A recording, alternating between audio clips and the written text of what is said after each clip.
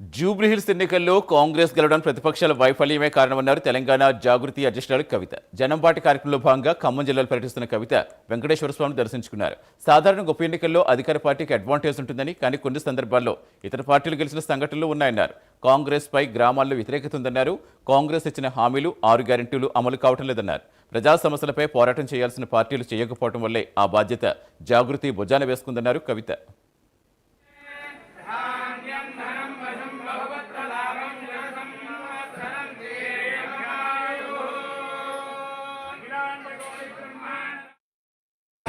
నియోజకవర్గంలో జమలాపురం శ్రీ వెంకటేశ్వర స్వామి వారి సన్నిధిలో ఉన్నాం.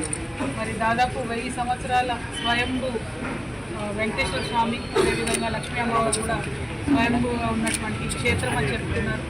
చాలా పెద్దగా, చాలా ప్రశాంతంగా, అద్భుతంగా ఆలయం. మరి ఈ ఆలయం యొక్క చరిత్ర, ఈ ఆలయం యొక్క దీవెనలు, అదేవిధంగా ఈ గ్రామంలో ఉన్నటువంటి మంచి సాంప్రదాయాలు, ప్రతి ఒక్కరు ఈ గుడిని తమగా భావించి అనేక మంది వేరే వేరే దేశాల్లో ఉంటున్నటువంటి వాళ్ళు కూడా ఈ గుడికి డొనేట్ చేయడం, ఈ గుడిని ఎక్స్పాండ్ చేసుకోవడం, ప్రభుత్వాల సహాయం ఉన్నా లేకున్నా వారంతో వారు పనిచేసుకోవడం చాలా మంచిగా అనిపించింది. ఇదే ఒరవడి కొనసాగాలి. మన వారసత్వంగా వచ్చినటువంటి సంస్కృతి, గుడి కావచ్చు, గోపురం కావచ్చు, పండుగ కావచ్చు, ఊరు సాంప్రదాయం కావచ్చు, దాన్ని కాపాడుకునేటటువంటి మంచి సంస్కృతిని ఇక్కడి ప్రజలందరూ కూడా మరి కొనసాగించడం చాలా సంతోషం. ఇవాళ తెలంగాణ జాగృతి జనంబాటలో భాగంగా ఖమ్మం జిల్లాకు వచ్చాము. మొదట మధుర నుంచి ప్రారంభించాము.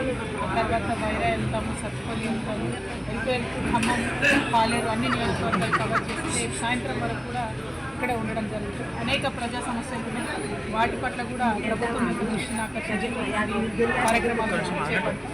ఇక్కడికి మరి గౌరవ పెద్దలు ఎన్టీ రామారావు గారు వచ్చారని చెప్తా ఉన్నారు, కేసీఆర్ గారు వచ్చారని చెప్తా ఉన్నారు.